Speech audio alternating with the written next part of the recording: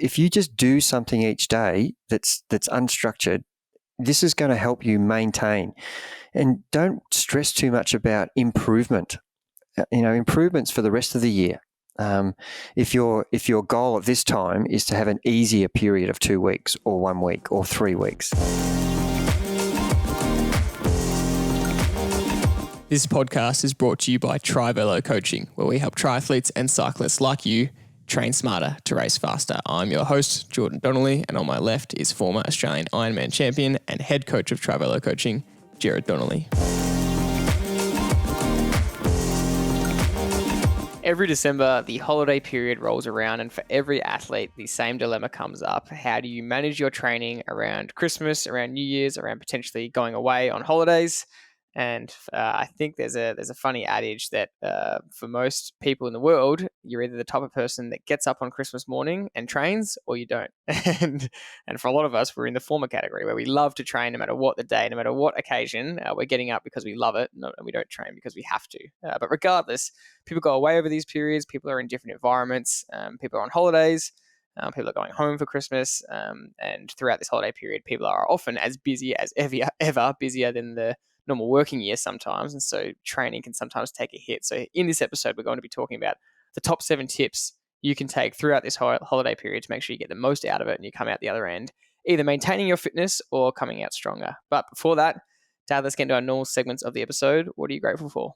Yeah, I'm looking forward to this episode. And we do these tips a bit over the years, but we've got a bit of a different take on it this time. And it is so funny because I've actually asked a few people already, are you training Christmas Day? I don't want to put it in your program if you're not, but if you are, I'm putting it in. So far I've asked 4 people and they've all said, shit, yeah, I'm training Christmas Day. Perfect. So, because there's nothing worse than having a training program and you've got expectations of not doing anything. So I'm damned if I do, damned if I don't. Anyway, well, what's caught my, what am I grateful for?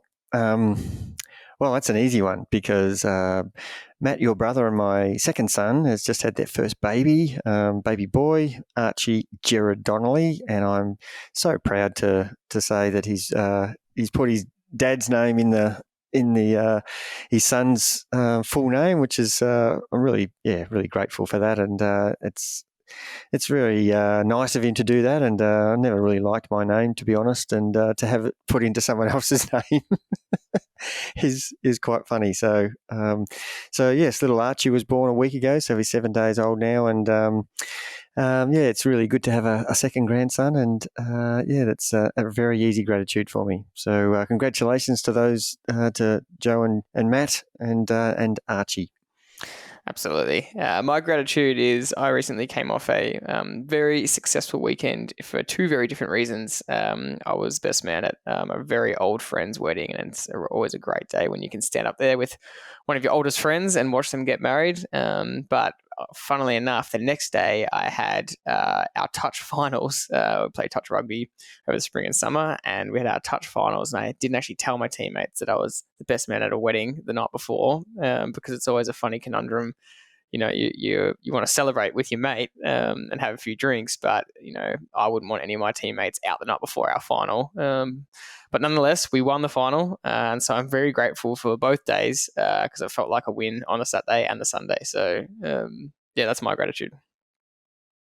Yeah, that's a brilliant gratitude, and for those who don't really know much about what Jordan's doing with his touch football, it's a very non-Victorian sport, and it's a massive sport in Queensland and New South Wales and Australia, and the competition's unbelievably high there, but the competition in Melbourne's become really good. So this is the highest standard you can play in, and it's back-to-back premierships for Jordy and his team, and it's a real special thing to be able to do that, and against some really good opposition who have been playing for years, and it's really a credit to your planning and preparation, and it was fantastic. You got back-to-back and still enjoyed the wedding the day before, so well done.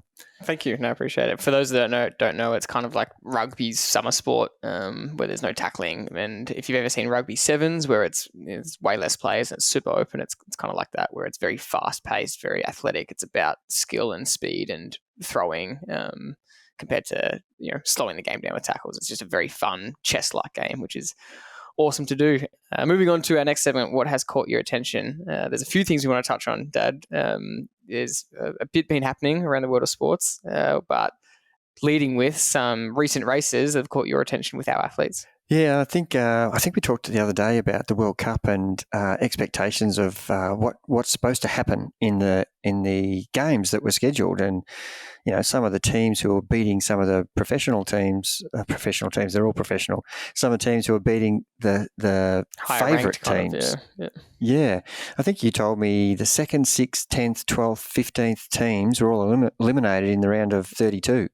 Mm-hmm. Is that right? Something like that? Yeah, correct. Well, that's a terrible stat for the favourites. Yeah. But it just goes to show you never know what the outcome's going to be unless you're in there having a crack. And that's kind of what's caught my attention. A follow-on from that, a couple of local events that are on last weekend, and we've talked a little bit in the podcast about it. A stage race that we have here in Victoria called the Tour of Bright, which is held in the Alpine region of Victoria, which is just a sensationally beautiful place to ride your bike, regardless of the fact they've got a race there. And the 3-stage races is a sort of 100k ride with a 20-odd minute finishing climb, with a 10-minute climb halfway around, and it's a really good road race. And then in the afternoon they back up with a 16k time trial, and then the next day they do a climb up to Mount Buffalo, which has got it's about a 50 to an hour to an hour and a half ascent, depending on your ability. And so it's quite a tactical event. It's a stage race. It's just like general classification. You've got the tour winner, you've got your individual stage results, and you've got your king of the mountain, you've got the sprint king. So there's lots on offer for the riders. And we've been doing this event since the early 2000s. And each year we send a group of Trivelo people there. And what's caught my attention about this is, there are things that we have as a theme in our business, which is plan, prepare, and perform. And what caught my attention was, even though you are well planned, well prepared, and you performed as well as you can do, you may have an outstanding result or you may have a really disappointing result, regardless of how well you plan, prepare, and perform. A lot of it comes down to execution on the day. And I've got examples of this. From the weekend, we had one guy who, for those who have been following us, Joe Spano, who's won the last 4 national time trial titles in Australia for his age group, and he's now won back-to-back Tour of Brights for his age group as well, which is a really outstanding performance. And it wasn't that long ago, probably 6 years ago, when he was just a mid-packer as a 50-year-old, and now he's with sheer hard work and planning and preparing properly, almost like a professional. He has got to the top of his category from being an okay bike rider to being the best in his category now, which is an example of really doing the work, and eventually you will prevail. And he did a lot of the work early in his career, 10 years ago, 15 years ago. He trained really hard, but it was not the right way. And now he's got the right program that's allowing him to get the recovery that he needs and to continue to improve and hone his time trial skills to be one of the best time trialers, or the best time trialer in his age group in Australia, and learning how to ride the road races with tactics, and this is an example of how important planning and preparing and performing is, but you actually have to have a lot of luck going your way as well. And in this particular race, he probably felt that he could ride harder in some of the stages, and particularly the last stage, which was the Mount Buffalo climb, where he felt like he was in control. But the plan was that he didn't attack the bunch, because all he had to do was defend his title, which is the general classification, the yellow jersey. He had that by 40 seconds. And so the risk of attacking the group and maybe dropping a chain or having a mechanical was too high. He's better off just staying with the group and just doing what he had to do to win the tour. And that's an example of actually executing not to what your ego wants, but to just get the result you need. And I'm really impressed with the way that he stuck to his task and the preparation we talked about before that last stage. He did it exactly right and got the right outcome. And I saw in some of the other classifications, because there's all different types of age groups and grades, I saw some other guys who were leading into the last stage and actually lost the tour in the last stage by doing something wrong, attacking too early or risking, riding too hard and getting blowing up and actually losing their yellow jersey. And we had also other Trivelo athletes who had planned just as well and prepared just as well, and actually got gastro on the first day, first 5K of stage one. Didn't know they had gastro, but by halfway through the ride, they were vomiting and sick and still persevered and ended up limiting their losses to the end of stage one and weren't that far behind and rode an okay stage two time trial, but rode really well on stage three when the gastro had sort of disappeared a bit and they were able to ride to their true form and were fighting out for second place on the stage. But two examples of really, really well planned, really well prepared, had the best execution game plan going, but something prevented them from doing it. And I just want to bring that to everybody's attention that it's not always going to go well. The professionals in the World Cup have expectations of winning, but they're not even in the last 8 now. And we have some of the guys who are just as well prepared as Joe was, but didn't get the outcome. And so there has to be a lot of things go well as being planned, prepared, and performing. Sickness can play a part in it when you don't even know that you're unwell.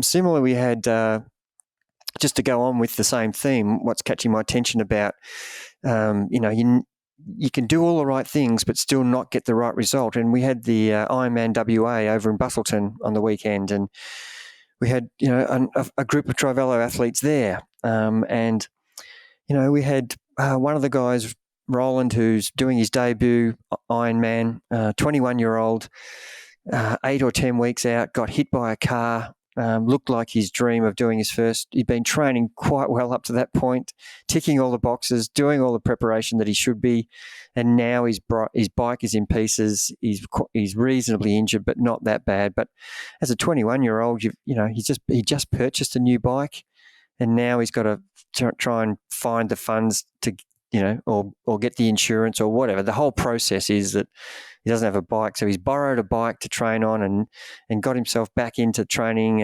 And no one knows that this is the journey he was on in his preparation, and yet he came out on a debut and did a 9:06. And for anybody who's done an Ironman, anything around under 10 hours is pretty bloody exceptional. Got third in his age group, and rode a 4-hour 40, swam fantastic, and because of not being able to do a lot of the running from post accident, still ran a 3:20 odd marathon, but still ran strong at the end. And there's another example of really catching my attention of, no matter what happens to you on the journey, you can still get to the destination and still get a result. Another example we had was Ben, who'd done Port Mac, and he smashed his PB by 30 minutes from Port Mac. Probably didn't train as well as he did for Port Mac, but because he'd been training on this journey for 2 or 3 years now, his fitness bank was so good that he was able to execute really well and had the right mindset and was so determined to run better and smashed his marathon Ironman run by, I think, 20-something minutes to, out of his 30-minute PB. 20 of it was in the run, and what an outstanding effort. And then you've got another guy who had a gut issue, who was on target to win his age group. All he had to do was run the slowest time he'd ever run, and he would have won his age group. But he ended up walking for 5 hours 30 with gut issues. And again, you don't know what's going to happen next, and yet he still had the guts to continue and walk and finish the event. So I've just given you a whole lot of different examples of all those people prepared unbelievably well. They had the right plans. and all they had to do is execute. But on the day, variations of things happened to them. And again, just like, the experts tell us that, some of the teams that are eliminated out of the World Cup, Belgium ranked number 2. They didn't even make it to the round of 8. So you just don't know what's going to happen next, and just be aware that sometimes it's going to go your way.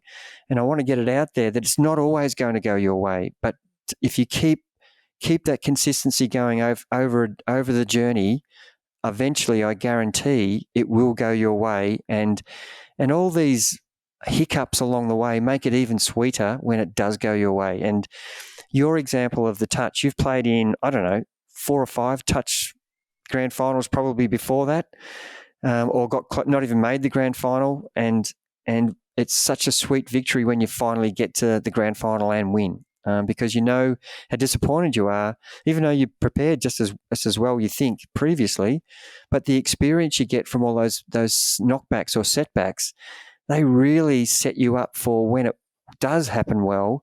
It just feels like there's nothing can stop you, and that's the thing that I want to get across to people who are listening, that just because something goes wrong now and then, just don't give up. Just keep that mindset that if I keep persevering here, I will eventually reach my goals. I guess it's a reminder of exactly what we talk about with enjoying the journey, because while the A race is the goal and that's the big event that you're working towards, and that's where you want to reap the benefits of the whole training process, if something goes wrong on race day, and your entire enjoyment is based on race day, then it's kind of a problem. Whereas if you can get enjoyment out of the journey along the way as well, knowing that you want the race day to be the best day possible, then you can still get the most out of yourself, and there's actually something worth it to what you're doing, compared to banking it all on race day and then something happens where the day's just gone to crap. And if that was where you were putting all your enjoyment, it wouldn't be a very nice feeling.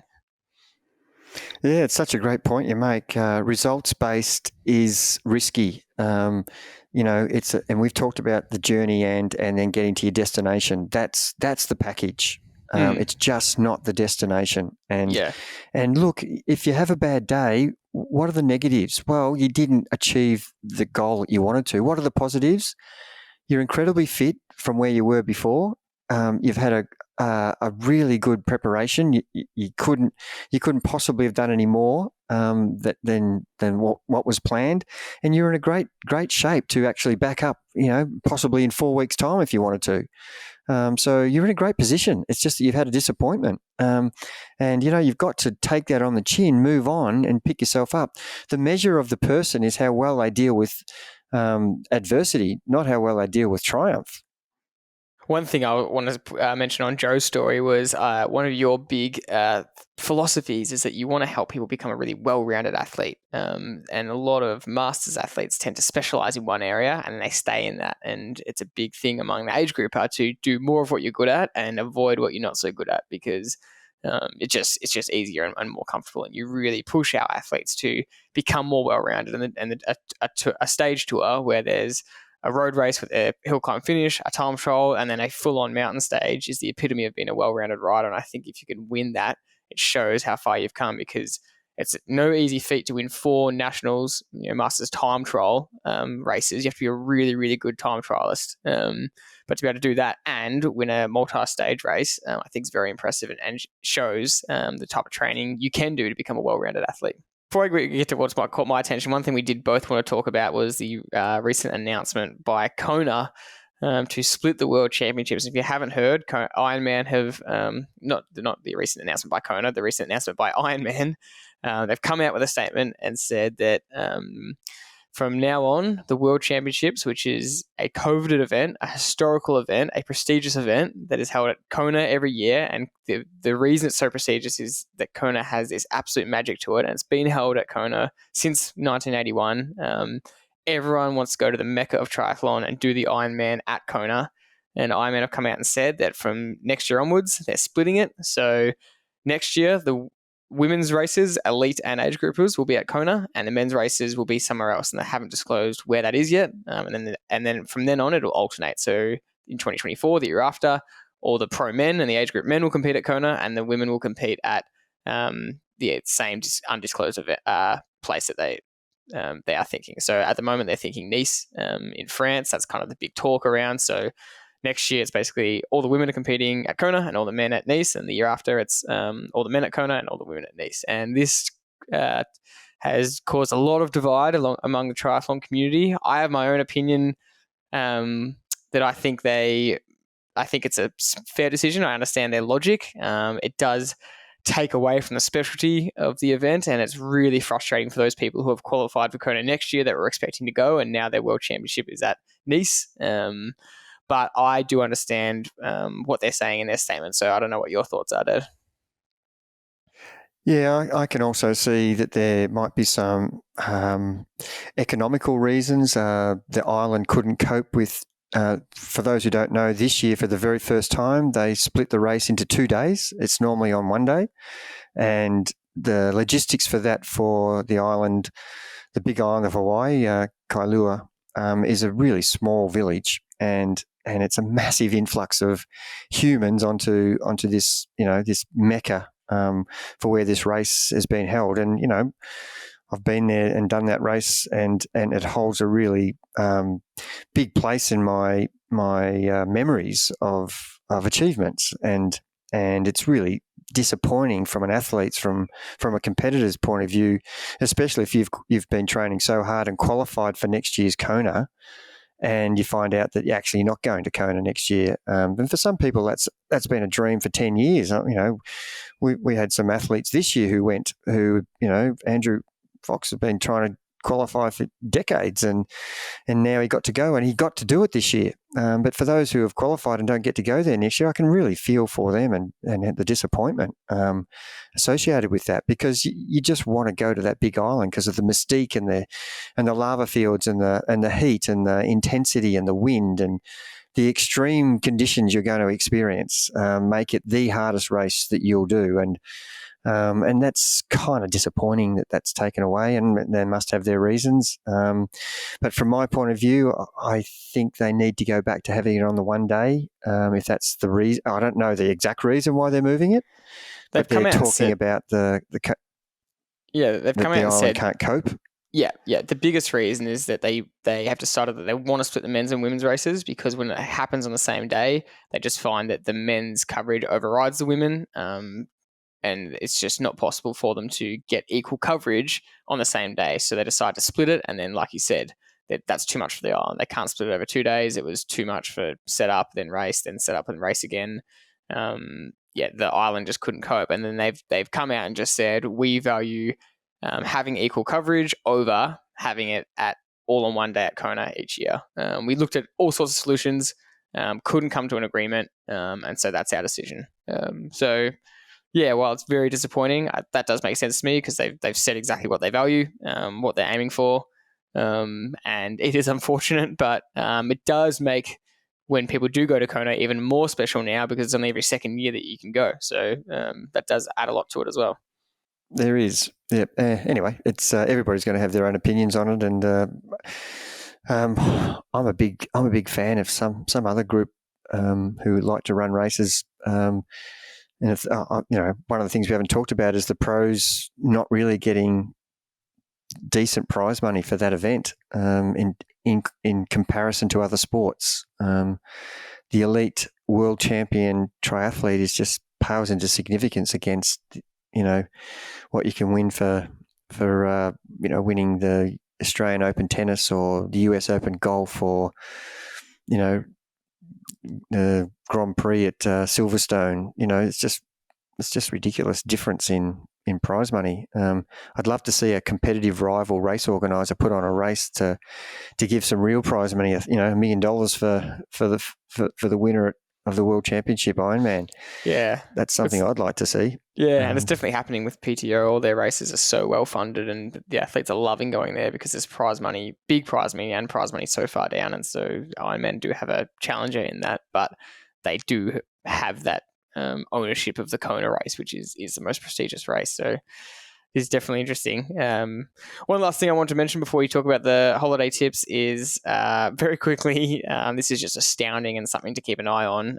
A young Kenyan just did his marathon debut and ran a ridiculous time for the first time running a marathon race of 2:01:53, which is just off Kipchoge, the greatest marathon runner of all time, off his world record. So for a debut marathon, that is pretty scary time. And of course, everyone has asked Kipchoge his thoughts on it, and he welcomed the challenge. He said, "I'm so excited someone else can run 2:01," which is a very good response, I thought. But yeah, we'll keep an eye on that one, because that could be interesting for years to come if you can already run that, and shows how close that athletes are starting to get to breaking 2 hours in a legal race. Yeah, and don't forget, George, the shoes are making such a difference to the times, and it seems unbelievable, and I hate that word. It's real. That's what they ran. It's not unbelievable. It's what they're able and capable of doing, and I reckon there's a few minutes in the shoes without doubt, and so, a 2:07 runner can now be potentially a 2:04 runner, and a 2:04 runner can be a 2:01 runner. So, I think it's great, and it has, what we wouldn't want to go backwards and say you can't wear, or you can't ride a time trial bike that's got disc wheel. Exactly. It's just, you've got to go with the times, and that's exciting. And the running shoes.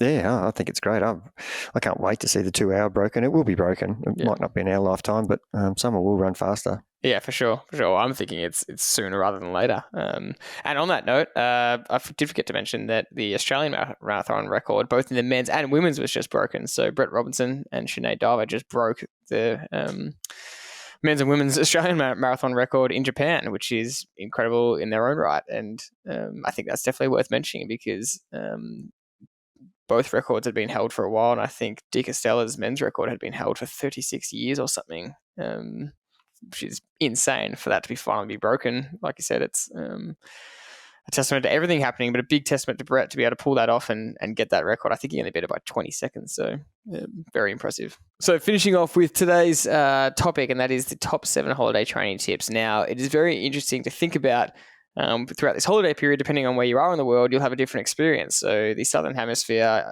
it's often associated with really a big holiday period, especially in Australia. A lot of people take 1 week or 2 weeks completely off work. They're down by the beach. It's more of a relaxing holiday. In the Northern Hemisphere, it's winter. People might work through more. People might still have that some time off, but you're in a completely different environment, because you're in some nice summer environment where it's good to train. You might be training indoors all the time because it's in full winter mode. So these tips will apply slightly different to you depending on what hemisphere you're in. But the first one is for this period. It is called the holiday period for a reason. And tip number 1 is prioritise enjoyment. Yeah, good one to start with, Jordy. You've been hard at it all year, and you've had structure, and you've been drilled with the structure, and you really are paying attention to your planning and your preparation. Sometimes we talked about having a deliberate break in your season, and sometimes this is the right time to do it. For those in the Southern Hemisphere, this is probably not the right time to have a deliberate break, because it's right bang in the middle of our cycling and triathlon and running season. So I would be, saying that you would need to do this holiday period as an enjoyment thing, which is what you're suggesting. Whereas in the Northern Hemisphere, when it's smack bang in the most coldest period of your winter, it's a really good opportunity to ease up on the structure and the dedicated way you're going about things, and have a bit of a relaxing time. And that is really important mentally, to make sure that you freshen up your mind. And I'm not saying stop training. I'm just saying fix your mindset. That's, if you're wanting to do something slightly different, then you this is your opportunity.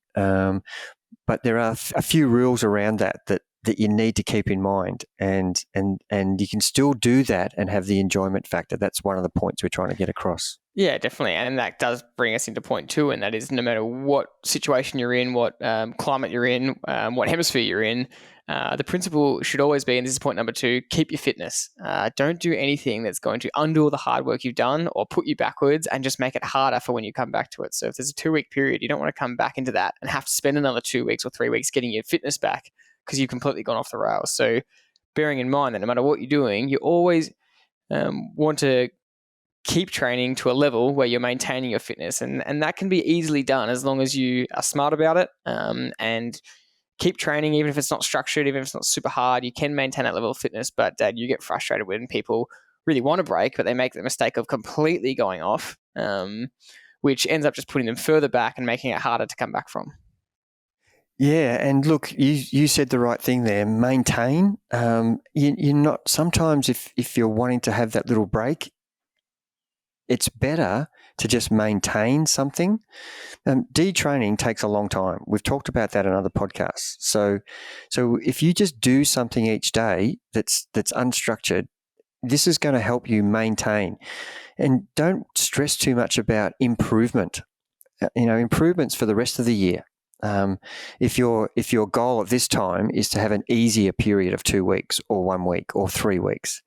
So we're talking about those people who are thinking along those lines. We're not talking about the people who are doing the opposite. We're talking about, and this particular point, number 2, is those people who are thinking about taking it a bit easier. And our message is, that's great, but don't do nothing. You need to keep some form of activity going each day. And that will keep you maintaining the fitness that you've worked so hard to get during the year. Point number 3, and you put a keyword in there before, and you said there is a way to go about it. There is a structure to stick to be able to do this properly. And it's not the same structure that you would stick to throughout the year, but it's what we refer to as the holiday structure. And you just say to athletes, if you want to go off a structured program where the coach is setting you, a quite advanced structure throughout the week, instead go on the holiday structure and explain to us the simple principle of the holiday structure. Yep, and the whole purpose with the holiday structure is to do something different, and I'm encouraging that. And so instead of trying to do exactly what you've been doing all year, just think about every alternate day. I want to do something different than I did the day before. So rather than doing, say you've got, I don't know, I'll just make an example. You've got 12 days off, and you decide, I want to really improve my fitness. I don't want to go the tack of easing up. I want to improve. And I just think I'll just go hard every day. This is the very first time Gerard's not really going to worry about my program. I'll just go for it every day. And in the end, that'll work for probably 3 or 4 days until you actually get tighter and tighter. So what the structure we're recommending is that you alternate between hard days and easy days. And an example would be, I've got people going to the Tour Down Under, which is back on post-COVID, and it's been, missing for 3 years. And it's a big event for a lot of Australian guys and girls who go away in groups, and they might have a group of 5 or 10 or 20 people, and they go and stay in Adelaide. It's an unbelievably great tour, the Tour Down Under, to watch the pros. And the actual tour starts from Adelaide every day. So the pros don't move. They stay in the one hotel for the whole 7 days. And each day the tour goes in one direction out of Adelaide: north, south, east, west. And so it's really easy to get to. You don't have to move accommodation. So it's one of those great ones to go and watch. But people just get carried away with the first day. They might ride 150 as their group's doing 150. The second day they've got 120. The third day they've got another 150. The fourth day the plan is, and they're just making these ridiculous expectations of riding way too far. And the temperature normally is somewhere between 35 and 45 degrees on any given day. And you're in your Lycra from 9 a.m. till 6 p.m. all day riding these, to get to the stages and then to ride back to your accommodation. So you've got this ridiculous strategy of the group wanting to ride each day, and there's always egos in these groups. So what happens? Someone rides hard and everybody chases, and all of a sudden that easy ride that they talked about becomes flat out day after day. So our strategy is to say, okay, day 1, let's just ride with the group and do what they want to. When they ride hard, go hard with them. That's your hard day. Day 2, when the group starts to do exactly the same thing, find out where they're finishing and you meet them there. You start with them, let them go when they take off. You've had your socialising the day before. Today's about you recovering and still getting 100K in your legs, but doing it all in zone 1 and 2. And then you'll still see them at the bike race when the pros come. You still get the socialising. And then day 3, when they're doing exactly the same thing as they did day 1 and 2, you join in again and have some fun with some hard efforts, and you watch how much you are better than the other guys in that group, because they are day 3 exhausted and you've only had one hard day and one easy day. And then day 4, you go back to your zone 1, zone 2, and by that time some people will join you because they're exhausted. Oh yeah, I can't keep up with this, so I'll do what you're doing. And then day 5, you're ready to go again, and all of a sudden you're the Lone Ranger out the front, compared to day 1 when you were mid-pack at best. And that's a way to just alternate hard and easy days. You still get the fun factor with the group. You still get to race and get your testosterone feelings of self-belief and all the things that are associated with riding well. But you still don't come out of that 6 or 7 days in a hole where you can't even train for the next 2 weeks, which has happened so many times with people who have not followed that semi-structure that we talk about, and can't train because they're that exhausted. Riding 500 or 600 Ks for 6 days straight in 35 degrees temperature, hard every day, what do you expect is going to happen? You're going to be quite tired, and it could take some weeks for you to recover from that. So this is a really important point to, you can still do some fun things with groups, but as long as you just tinker with it a little bit, you'll get a better outcome. And with that point comes point 4, and that is with the holiday structure, it is a good chance to get some cross-training in, to get some type of training in that you might not get to throughout the year. And that can come in the form of, if it's your off-season, you might be introducing some strength and conditioning. And we know that that's a great time to introduce it while your load is lower and get your body used to it. So then when you get back into hard training, into the on-season, your body is actually used to strength and conditioning. It is hard to introduce that when you're in the middle of your racing season. It is possible, but just a little bit more difficult. But regardless, there might be so many other opportunities that you have. If you're taking some time off, you might be away and going on long walks or long hikes or playing any other sport. You might be near the beach and you've got a chance to swim more than you usually do. And so if you're at home a little bit more, then you've got a chance to do some home workouts, some home core stuff, some home flexibility or mobility work. So just a good chance to get some cross-training in while this structure is a little bit more relaxed. Yep, I couldn't agree more. And if you're just a pure cyclist who's been riding the road for 8 months, this is a great opportunity to grab your gravel bike or grab your mountain bike and just have some fun and don't have any structure. Just go for some easy rides and go with the family. Just do something that's just easy. But it's not the same bike that you're riding. If you're a triathlete, same thing. Go for walks. Forget about doing the long runs and the high intensity runs and the structure that you're used to, the swim sessions with intervals. When you're at the beach, just roll your arms over and catch some waves. Just go for long walks on the beach. Go for an easy coffee ride on the bike, on the commuter bike. But just don't do anything that's similar to what you're doing during the year, if that's what your goal is. But if your goal is to actually improve your fitness, then we're not talking about doing cross-training. We're talking about, doing longer versions of the sessions you've got by adding time to your warm-up and your cool-down. So we're talking about 2 entirely different things here. And you've got to understand exactly what we're getting at here. Yeah, definitely clarify. This point isn't do more cross-training. That's absolutely not what we're saying. We're just saying that it is a good opportunity we know the benefits of something like strength and conditioning. That's probably the number one priority. If it is your off-season and you've got this period, it's a great time to now introduce that. This is your best chance of the year to introduce that. But if you've got a chance to do some other stuff, then we're giving you the green light and saying this is a good time that you can take advantage of that and get the most out of your easy days and the fact that your week isn't so packed with work and training that you're completely filled up. Now, one thing I know is a pet peeve of yours, Dad, and this is our point number 5, and that is don't wait until January 1st to make any changes. Some people might have a really hectic December leading into Christmas. Training's gone by the wayside, and they say, stuff it. There's only another 7 days or 10 days until the start of the year. I'll just wait till the new year, and I'll start then. I'll get it right then. And a lot of people even think about starting a new program, and they just, for some reason, they just refuse to do it between December 15th and 25. And they say, I'll do it in the new year. And our philosophy is start now. You're going to put yourself 7, 10, 15 days ahead of where you would be, and that'll help so much down the track. Every day you wake up is an opportunity to improve yourself. Why delay that? That's what my mindset is.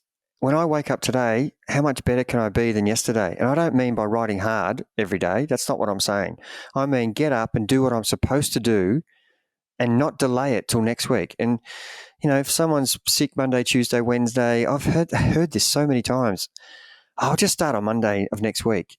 Well, if you're okay to start today, start today. It's an opportunity for you to get going. And, the January the 1st thing drives me insane. It's just a delaying tactic for you not really having the right mindset. So if you're in the right headspace, you should be wanting to wake up tomorrow and saying, what can I do better tomorrow than I did today? Can I recover better tomorrow if it's a recovery day? Can I get more hydration into me? Can I have more restful periods during the day? If tomorrow's a high intensity day, I want to wake up and be ready for it. And I don't want to wait till Monday to do that, even though it's Friday or it's Saturday. Let's just not have the delaying tactic. That's not what this is about. This is a period where you've got an opportunity to actually get ahead. And the old analogy of, coming to for those who have been involved in team sports where you've got pre-season training where the group gets together before the season actually starts. So the idea of pre-season training is to prepare you so that when training starts proper for the season, that your body can cope with the proper training. So use this as exactly the same method. Here's an opportunity where I'm not in structure, but I can work slowly or easily away at and improving some of the things that I'm weak at, such as strength training or just getting my body moving so that when I start the proper structure, I'm actually at a 5% better level than I was if I did nothing. And that's the way you should be thinking about it. And that brings us to point 6, and that is that you may have these goals over this holiday period and you may want to get the best out of yourself and have the best intentions, but you sometimes you just lack the logistics, and equipment availability is a big one that we are faced with when you do go away outside of your actual normal environment. You can't take your bike with you. What do you do when there's a lack of equipment, and how do you get around that? And your answer is there is always a way around it. Yeah, you've just got to be inventive, don't you? And understand you could be doing a European trip that you're moving from place to place every 4th day. You don't have your bike. You want to train. It's cold and it's snowing, if you're in the middle of a December European winter. And, there will be somewhere a swimming pool that's open if you're a rider, runner, or a swimmer, or just a guy or a girl who wants to get fit. So you can go for a swim. There will be a gym somewhere around where you are. And, and it might not be a gym for 2 or 3 days because you're out in the country somewhere, but eventually you'll go back to a town or an inner suburban place that has facilities for gym equipment. And it may have a stationary bike. I remember going to Thailand and going to the hotel gym we had, and it was literally 4 meters by 1 meter wide, and it had one stationary bike and one treadmill, and that was it. And so, great, I was thinking, I'll just jump on this. In my week off, I had no bike. It was boiling hot outside. It was 38 degrees in Thailand, and jumped on the stationary bike, and it was a shocker. And I still managed to try and ride some efforts where I was doing right. I'll just do 30 seconds hard and just ride the thing hard. I had no pedals or shoes that were tied to the bike. The bike seat wouldn't go up or down, so I was in the wrong position. Everything was wrong about it. But I just spent 20 minutes doing 30 on, 30 off, and I got a sweat up, and I was huffing and puffing, and then there was this little treadmill beside it, and I thought, I'll just jump on that next, and started on that, and all of a sudden it started going quicker and quicker and quicker, and before long I couldn't turn it down, I couldn't turn it up, it just was going flat out. I had to jump off it to the side, and I nearly got spat out the back, but the thing went broken on me, and I got the guy up, and he said, "Oh no, it doesn't work anymore." And so that's the treadmill done. And the next day I jump on the same bike, and that wouldn't function anymore. I don't know what happened from the day before. I broke that as well. So here I am, day 2 with no equipment now. So what's the next best thing? I'm going to jump in the water, and I'm going to do some swimming, and I'm going to go for walks. So you've got to make the best of the situation, and there will always be opportunity for you to do something. You've got a pair of shoes on. You can, if you're in the mountains, you can go walking in the mountains and get some altitude walking in. if you're skiing somewhere, do some cross country skiing as well as your downhill skiing. There's always going to be something. You just got to be inventive, and the more you think about, you can run anywhere in the world. And if you're not a runner and you're just a cyclist, just walk. Just go for walks, and you can see a lot more of the local area if you're traveling than you'll ever do if you're just sitting around on the beach and stuff. So, some of the best experiences I've had when I've jumped on my bike and ridden, 20 or 30K around the district and seen some really great highlights and seen things I wouldn't have if I was just sitting around at the beach. So be inventive with the situation you find yourself in, and sometimes if you plan ahead and ring the hotel and ask them what they've got, if you're staying at a hotel, if you're at a caravan park, are there some walking trails? Just do some preparation if you don't have internet when you get there. There's always going to be obstacles. It's just the person who's more motivated can find an outcome. That's my message. Absolutely. And I guess the final point we want to finish on, and you touched on this earlier, but just because you might have more time, just because it might be a more relaxing period, you might be spending time at home, that doesn't mean that, and you're not working, that doesn't mean that it's time to train yourself into the ground. And you gave all those examples before about what could happen, and we just want to make this point that the same way that having a big break and losing your fitness that way is detrimental to you, training yourself into the ground just because you've got more time is just as detrimental. Yep, and the only thing I didn't say was you are allowed to ride or run or swim with more volume. And if you've got more time, that seems the logical thing to do. As long as you keep the intensity, as we talked about with the previous examples, alternating the intensity, hard and easy days. And during those hard days, that doesn't mean you do the whole thing longer, harder. You keep your main set if that's what you're doing. You keep that the same, and you just extend the warm-up and the cool-down. And the warm-up and the cool-down, you should be able to chat away to the guy riding beside you. You should be able to talk the whole time, and that's your measurement of your effort. So it is important that you can and understand it's okay to do extra, but not extra hard. You need to understand that will still cause problems down the track, just like it does mid-year when you're in a structured program. It's not the green light to just go long and hard day after day, because that will end up in disaster some point in the next short-term week or 3 weeks down the track. It will come back and bite you, believe me. I guess I'd like to finish and say that you can increase your load, but the training principles of progression still apply. You can only increase it a certain amount that's safe and that's risk-free and that your body can handle. Just because you're in a holiday period doesn't mean that you can double your training load, like you're saying, and expect to stay injury-free or expect to stay not sick or expect to put yourself into a hole in the ground. So that's it from us. We've got one more episode left for the year, but we wanted to get this holiday episode in just so that anyone that was getting busy throughout this December period could take these tips on and get the most out of yourself over this period into the new year. But one more episode left for the year, then we'll have our Christmas and holiday break and into 2023, which is a pretty exciting time. But that's it for this episode. Thanks very much as always for listening, and we'll see you next week.